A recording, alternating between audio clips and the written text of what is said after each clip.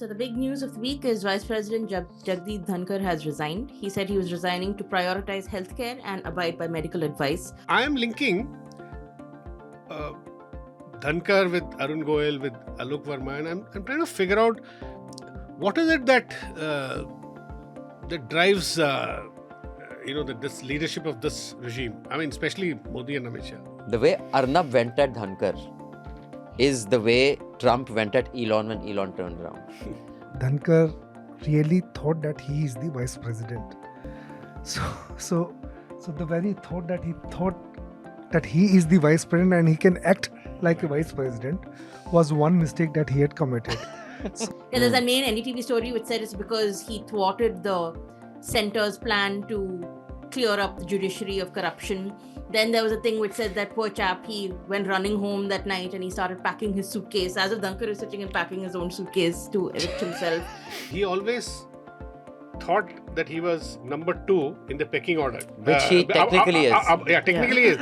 So So his people said, but would PM have got the same hotel? So I'm better. I'm higher than PM. I should get better hotel. These are the kind of reasons that impact even the school monitor, and these impact people at the highest level because the ego remains your primary motivator, whether you're 8 years old or whether you're 80 years old. The court has said that this cannot be used as a precedent for other cases on terrorism. But what did you find that was so jarring in the investigation? Senior officers who was rushed to Bombay by Manmohan Singh after the train blast, he told me that these guys are ridiculous. I mean, unbelievable because they're faking stories to the. I mean, it's incredible. So the families who lost their people are victims. People are named are victims. The ones who were in jail, including the guy who died of COVID, their families, they're all victims. Why the state government has so fast they have gone to the Supreme Court to get a stay over it, because the state-specific law of Makoka is in great danger now. I think for me, my entire takeaway is that this is just like the story of India, right? Because terrorism means you round up some people, beat the shit out of them, put them in jail, and then you convict them. I think in India today, the most difficult job is not being a journalist or not being an NGO worker. I think the most difficult job is to be an honest government official. Welcome to Chhota Hafta. Now, Chhota Hafta is but a small, chhota version of a complete weekly podcast, Newslaundry Hafta.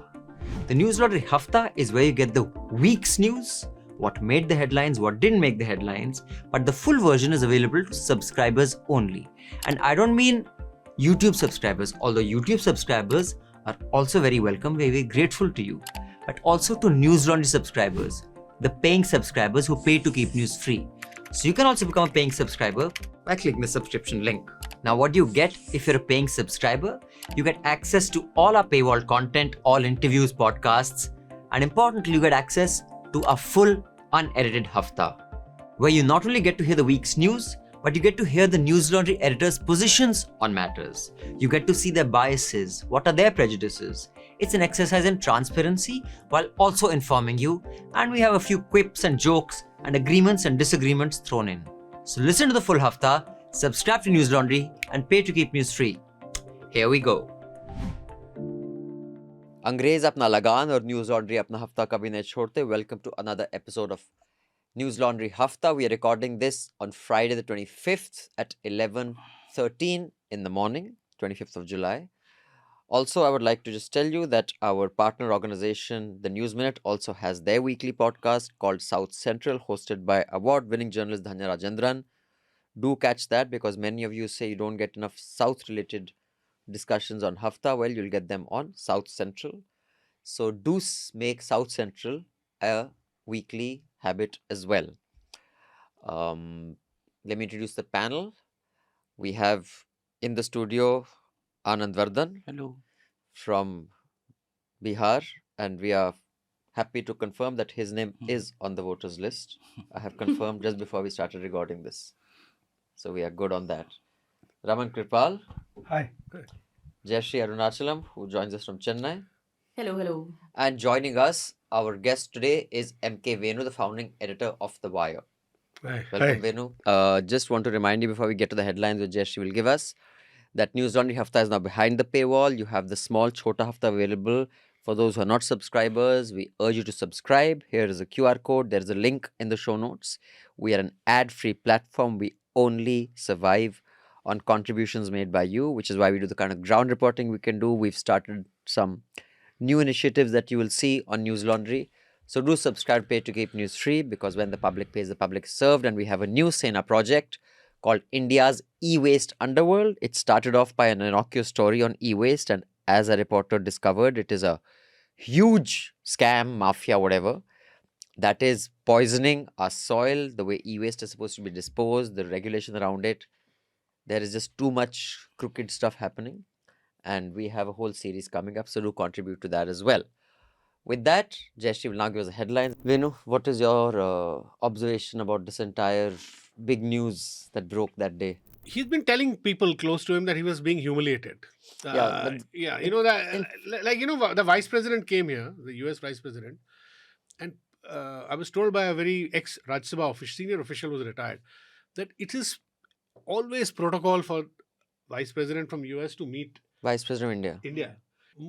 Dhankar was kept out completely. He was normally there. He would either go call on him, office or home, but here nothing of the sort happened. And he also inquired, and he was this leadership of this regime. I mean, especially Modi and Amit Shah, that they have to work in this fashion.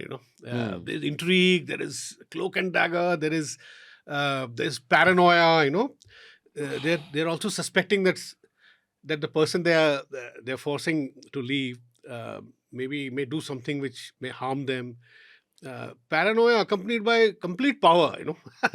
It's a kind of paradox. Total power and paranoia. Total paranoia. So that's what came to my mind. What could Dhankar have done? In the parliament functioning, mostly Lok Sabha is the one which takes most of the initiative. And here you will see that ever since this guy has come, Dhankar had come, Lok Sabha speaker had taken a back seat, and it was Dhankar all over. Any parliamentary proceedings being initiated, Rajya Sabha has to have an upper hand. I just want to draw a different parallel, which is because I find Mr. Trump and Mr. Modi very similar in very many ways. Like, leadership is very similar because that is just macro decisions are often ruthless, and that's just the nature of politics and democracies, which is common across no matter who you are. But the way with which they dispose people who they have extreme love for and people who fawn over them is so swift and so ruthless.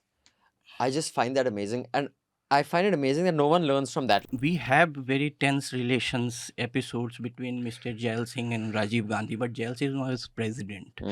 And the complexity comes with vice president because he has this dual role of being chairman of the Rajya Sabha. In fact, in Constituent Assembly debates, there are references where some members ask that it is the second highest constitutional office in the country, and you are also making him sit in the Rajya Sabha, which can be a contentious chamber. Yeah. As a vice president, he went on very few foreign trips. I think most vice presidents go on much more. He only went on like 4. He wasn't invited for that meeting with JD Vance, and he's complained about protocol issues. This I thought was interesting. There was a protocol lapse in an event in May involving the Chief Justice. So he went up to the Chief Justice and he said, I too am a sufferer. And everybody is like, wow, he's not supposed to be so openly blatant about it. So what I've learned from this though is that if something happens, everyone is sort of rounding up how they can report on it, what kind of value they can add on it. It doesn't matter if you have no value at all. What matters is that you have a story, you have a source, your source has told you something outlandish, and that is your headline. In politics, you always, I've seen political reporters, writing their report. ये भी हो सकता है, ये भी हो सकता है, और ये भी. Subscribe to News Laundry News Minute. Take the joint subscription. The QR code is here. You can flash it, or you can click on the link in the show notes.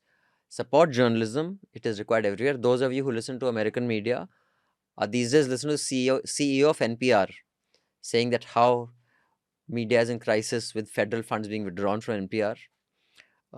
And at least what I've heard is from my friends in the US media, the amount of people who are contributing to NPR will actually make up for whatever federal funds have been withdrawn.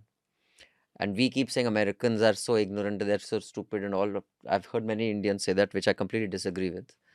But that is in sense of that we have to step forward, we have to step up. So in India, there are at least 100 million people who can afford to pay for news. I don't expect 1.5 billion because most of them are still living on rations from the government. Out of 100 million, it is shocking that even 1% don't pay for news. This is the reality of the Indian educated elite. So you can imagine what to expect from the rest. So unless you want Mukesh Bhai and Adani Bhai and Modi ji and other state governments to pay for all the news, you got to step up. I guess I also want to ask Josy is, do you think there is a precedent in India of cops actually doing good investigations? Organized groups, nominated groups comprising of representatives from both sides of the political spectrum, even up to the Thana level. Now, there is a very clear roadmap. It may not be the most perfect roadmap, but it's not being implemented. That's one part. So what we get to see and hear are only about the rascals in the ranks, the gundas. You know, the Vardiwala Gunda is a story that we get to hear because the good guys have gone silent, or they take, or they're kicked out, or they take very soft postings and get out of the way. The second part is the bigger problem, which is that our intelligence agencies have no accountability outside of their organization. And that is the most saddest part because they are also the most powerful of the networks.